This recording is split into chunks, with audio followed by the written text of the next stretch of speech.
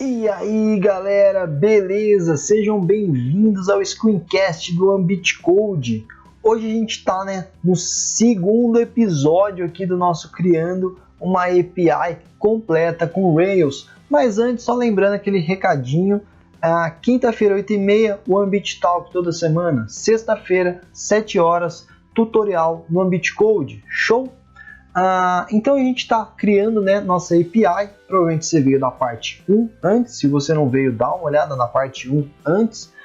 E agora a gente vai começar a mexer no código, começar finalmente a instalar, a preparar a nossa API para desenvolver depois. Show? Talvez essa seja a parte mais instrutiva, mais importante para você que vai criar suas APIs depois. Então foco nessa parte. Show? Então, o nome dessa parte é Preparando a Base da nossa API. E vamos lá, vamos para o código, vamos ver tudo isso funcionando.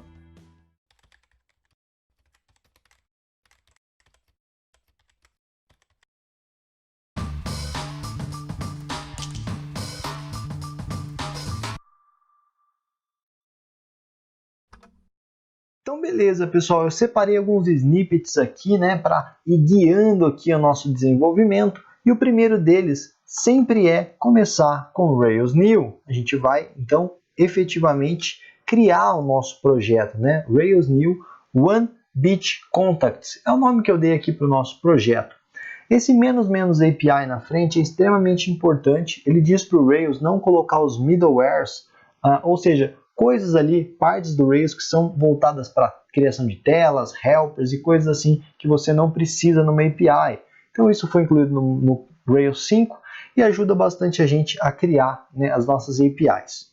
Show? Lembrando, você precisa ter o Ruby, o Rails, tudo instalado. Eu vou usar o SQLite 3 aqui para não colocar o Postgres como uma dependência para vocês. Mas, se você quiser usar o Postgres, é só adicionar esse comando no final do comando anterior. Show? Primeiro, então, a gente vai versionar a nossa API. Pense o seguinte, você já deve ter verificado, já deve ter usado APIs que eram V1, V2, barra alguma coisa, V3, barra alguma coisa. A API do Maps tem isso também. Então, quando você versiona a sua API, você permite que você crie novas versões daqueles endpoints mais atualizadas, sem ter que jogar fora os anteriores. Então, é uma maneira mais inteligente de atualizar as suas APIs. Então a gente vai começar com a V1, mas se você quiser evoluir essa API, você vai poder depois ter uma V2, V3, sem ter que jogar fora a V1 e deixar ela no ar rodando, certo? Então, para fazer isso no Rails, a gente vai abrir nosso código, nosso editor de texto. Eu uso o Atom aqui. Primeiro eu vou entrar no meu Ambit Contact, aí eu vou abrir o meu Atom. Então, Atom. Aqui no Atom eu vou criar dentro dos meus controllers, o Rails tem uma pasta chamada Controllers. Aqui dentro eu vou criar, então, uma pasta chamada API. Dentro dessa pasta eu vou criar uma pasta chamada V1.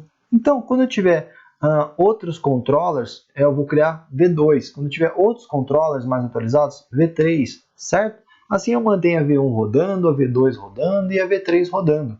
Eu coloco dentro de API aqui, porque para ficar bem claro que tem a ver com a nossa API, certo?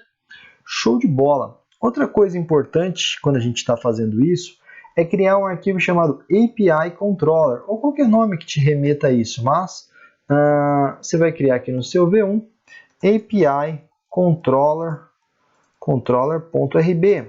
Eu vou colocar esse conteúdo nele. O que é esse cara? Você sabe que todo controller tem um método default aqui, um método padrão, que todos os outros métodos herdam, todos os outros controllers herdam, chama Application Controller. Esse Application Controller, se eu colocar um método aqui, ou um Before Action, os outros métodos, os outros controllers vão sentir também que eu coloquei ele aqui. Como a gente está numa API que tem V1, V2, V3, imagine que eu coloco um Before Action de Authentication aqui usando o Device. Mas na versão 2 da API, a autenticação é feita usando outra coisa. Então eu me limito colocando aqui. E para não me limitar, eu coloco dentro do V1 um API Controller que é daquele cara lá de fora. Então o que tiver aqui, todos os controllers terão. E a partir de agora, todos os meus controllers do V1 vão herdar esse cara aqui. Ok? Esse módulo API V1 aqui em cima é porque como a gente está dentro de pastas, o Rails obriga a gente a colocar então aqui onde a gente está, tá bom? Poderia também ser diferente ali, o class poderia ter um API, dois pontos, V1, dois pontos ao invés do módulo, etc. Mas vamos deixar aqui do jeito bonitinho dele. Então, quando eu for colocar um before, por exemplo, um authentication aqui do device, eu vou colocar nesse cara. E os meus controles do V1 herdam desse cara, não desse outro cara aqui, ok? Eles vão acabar herdando desse porque esse herda ele, mas não diretamente. Show? Então, isso é um versionamento de API. É quando você tem várias versões para aquela sua API, várias fases ali da sua API, certo? Então, a gente já versionou nossa API, bem simples, né? E agora a gente vai falar de cores. Bom, você deve ter percebido já, né, que se você tenta fazer uma chamada AJAX para um outro domínio dentro de um site, ele tem ali um bloqueio, ele não permite que aquela chamada aconteça. Por que existe esse bloqueio? Imagina que você, por exemplo, tem o seu site e aí no seu site você via AJAX ali, você é um hacker, qualquer coisa, via AJAX você quer, sei lá, usar os cookies do browser do cara para fazer ele curtir alguma coisa no Facebook, para fazer ele mudar a senha, qualquer coisa assim. Então existe essa proteção, né, de que um domínio não pode chamar o outro se não estiver especificamente habilitado, né, se o desenvolvedor não fez aquilo para ser seguro, ou imagina, por exemplo, que você quer fazer um ataque de DDoS, né, quer fazer um ataque de negação de serviço, quer fazer muitas chamadas para o servidor. Então todo mundo que abre seu site fica fazendo 1000 chamadas para um site X. Imagina isso. Você tem ali seu site, tem 1000 pessoas online, essas 1000 pessoas fazendo 1000 chamadas ali por minuto para um outro site. Então 1 milhão de chamadas. Dessa forma, como o CORS não vai estar habilitado nesse site que vai estar sendo chamado, essa chamada não vai acontecer e não vai rolar esse risco para esse outro site. Show? Então, o CORS ele permite então que um outro site nos chame. Como nós somos uma API, a gente quer ser chamado por outro site especificamente. Então, para a gente não tem problema. Você vai colocar no seu Genfile o HackCors, que é a gen, que ajuda a gente a fazer isso, ok? Então, eu vou rodar aqui, ó, bundle install. Depois desse bundle install, a gente vai continuar ali nos nossos snippets. Existe o application, que é esse arquivo que fica em config. Esse cara, esse application, ele é responsável, basicamente ele é o core aqui da nossa aplicação, das configurações da nossa aplicação. Então você vê que ele tem os require, etc. Aqui, a gente vai colocar nesse cara as configurações do core. Você vê até que aquele marca aqui é só API, etc. Então, ó, você pode ver que a gente configurou aqui o HackCors. A gente está dizendo que qualquer origem pode chamar nosso site. Com mais segurança, não seria qualquer origem. Por exemplo, só o nosso site cliente pode chamar a nossa API. A gente colocaria aqui, certo? E aqui a gente está dizendo que qualquer recurso pode ser chamado no nosso site. Qualquer URL, qualquer coisa da nossa API pode ser chamada. Aqui a gente diz que os headers podem vir. E aqui a gente diz quais métodos do REST podem ser chamados. Então, GET, POST, PUT, PATCH, DELETE, o OPTIONS e o HEAD. Então, a gente permitiu tudo, que tudo seja chamado no nosso site. Está totalmente aberto. Isso é uma maneira segura? Não, mas cada aplicação vai ter suas necessidades diferentes. Então, se você quer ser só chamado por site X, coloque aqui. Certo? Só recursos X, coloque aqui. Só os métodos X, coloque aqui. Show? Então configuramos o CORS, deixamos, claro, ele aberto, mas eu te expliquei como fechá-lo se você quiser. Existe um outro cara chamado Hack Attack, ok? O Hack Attack ele serve para proteger o seu site de ataques, que seja de negação de serviço, que sejam pessoas tentando usar brute force ali no login, qualquer coisa assim. Então esse Hack Attack ele não vai permitir, por exemplo, que uma pessoa faça 10 chamadas para a página de login em 1 minuto. Se ele não puder fazer isso, então provavelmente o cara já fica limitado ali para fazer um brute force, certo? Brute force é quando ele tenta todas as senhas até acertar, ok? Então o Hack Attack ele protege a sua API.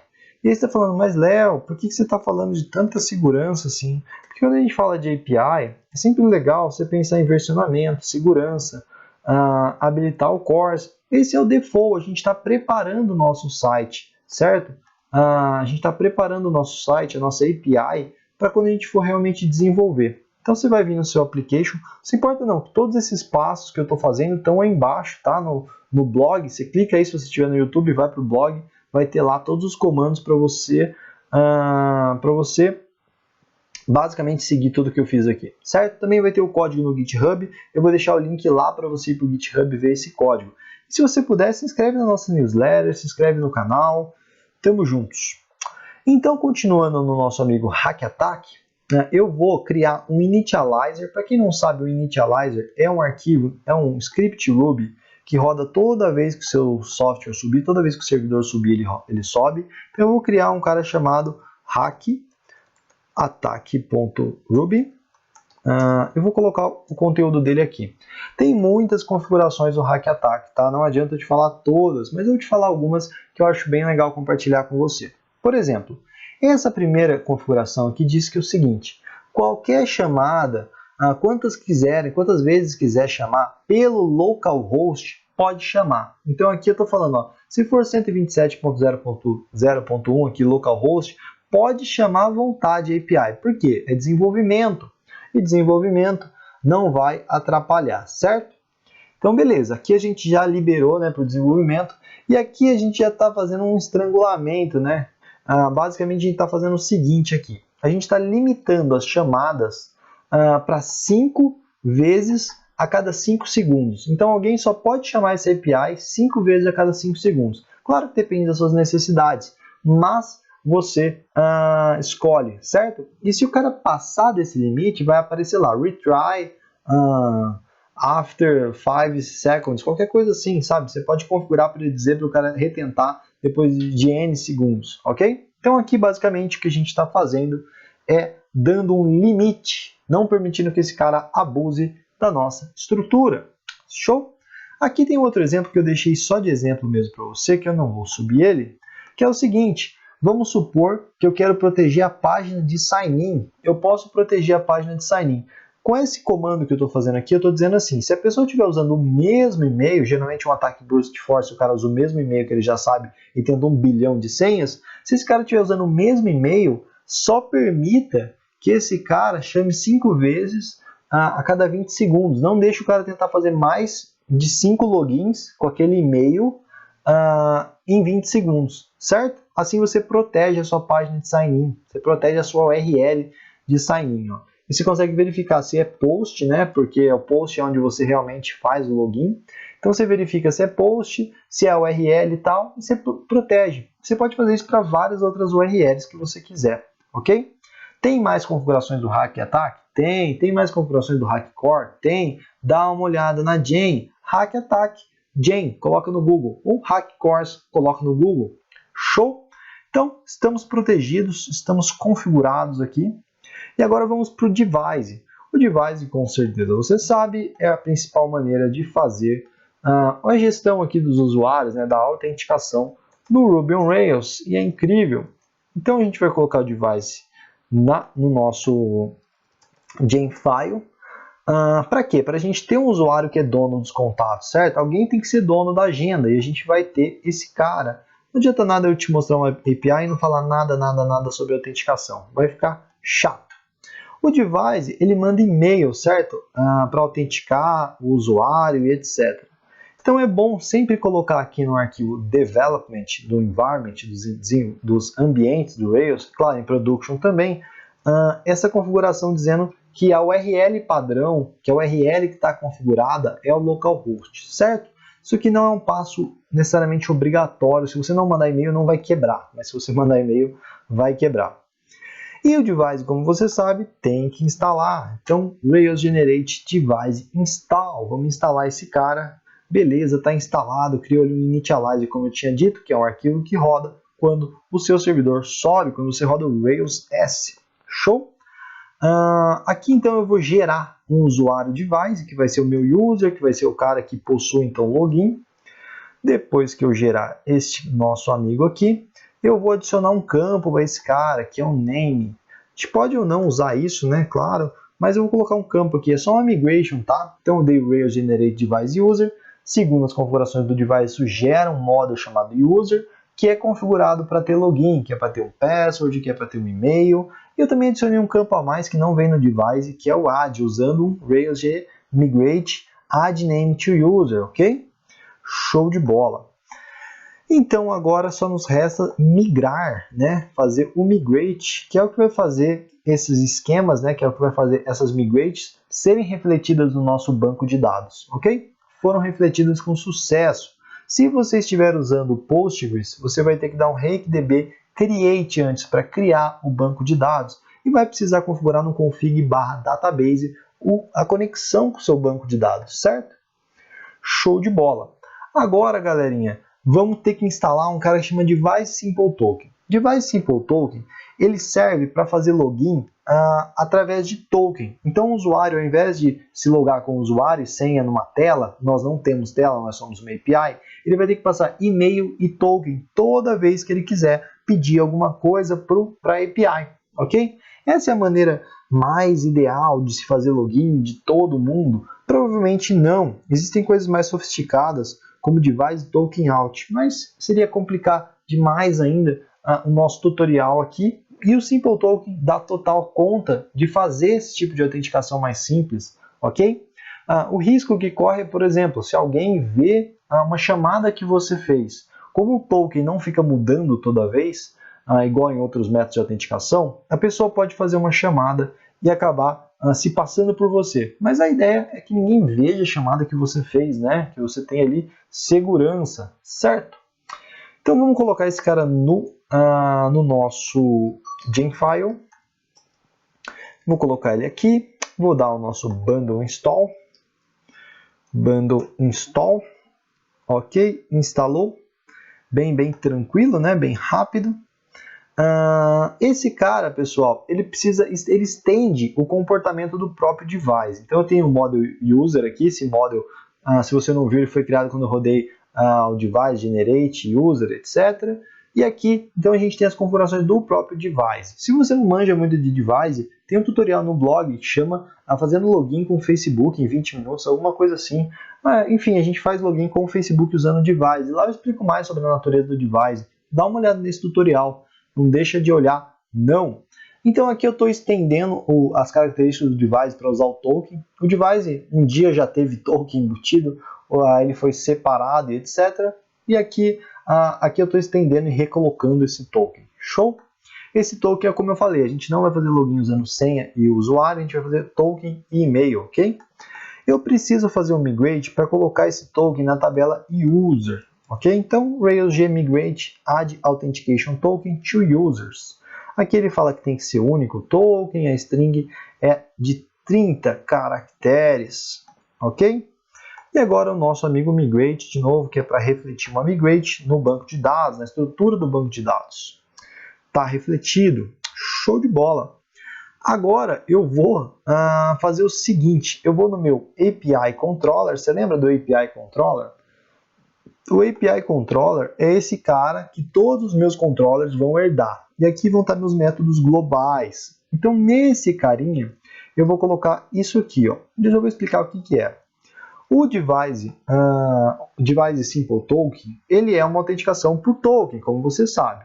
Então, aqui, ó, esse cara, essa função, ela é feita para olhar se o token e o e-mail que o cara passou ou no header ou na query, se eles são de um usuário do sistema, tá? Só isso que ele faz. Ele verifica, se for, ele seta uma variável do device chamada current user, que diz que o usuário atual é x, é y, qualquer coisa assim. Mas ele não vai impedir que o cara logue, ele não vai impedir que o cara acesse a API, melhor dizendo, se ele tiver com o token errado, se ele tiver com o e-mail errado.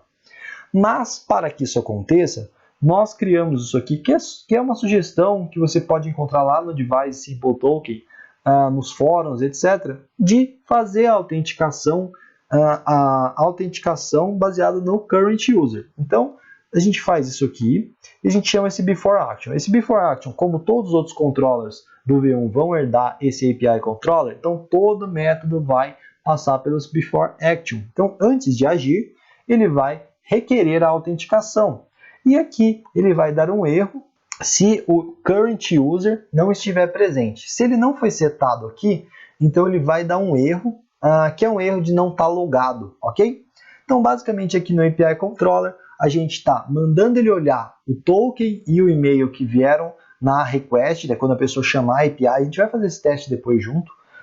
Ele vai olhar esse token, esse e-mail, se não veio direitinho, ele não vai deixar o cara acessar a API. Dá para colocar exceções para certas URLs, a URL tal não precisa disso, a outra URL não precisa disso. Sim, dá para separar isso, ok? Mas aqui eu estou fazendo o default, no nosso caso não precisa separar nem nada assim. Show de bola? Belezinha, então, conseguimos gerar aqui, conseguimos setar tudo e o resto depois é desenvolvimento. Mas só para você entender mais ou menos assim, eu vou dar o Rails C, vou dar um user create, tá? Estou criando um usuário aqui, vou passar um e-mail para esse cara, que vai ser bootcamp@onebitcode.com, um nome bem sugestivo, que eu gosto bastante, e vou pôr como password, eu preciso pôr um password para esse cara, de no mínimo 6 caracteres segundo o device. Beleza, gerei o cara. Você pode ver que naturalmente ele gerou esse Authentication Token. Isso aqui é do Simple Token. Toda vez que o cara gera um usuário, atualiza um usuário, o token é atualizado. Então, ele gerou esse token. Quando eu for fazer uma chamada então para essa API, eu vou usar este e-mail e este token, certo? Show de bola então. Então é isso, pessoal, essa foi a parte 2, onde a gente configurou as principais coisas de uma API, tanto da segurança ali, quanto da autenticação. Claro que você também pode fazer coisas com autorização, instalando o Can, tem tutorial no blog sobre o Can, o Pandit, ou qualquer outro desses caras que nos ajudam muito na autorização. Mas a gente conseguiu setar ali as principais coisas e ficou bem bacana já. Só lembrando que as inscrições para o Bootcamp estão abertas, lembrando que toda sexta-feira tem tutorial, lembrando que toda quinta-feira tem o One-Bit Talk. Então se liga com a gente, se inscreve na nossa newsletter e eu te vejo no próximo episódio. Valeu!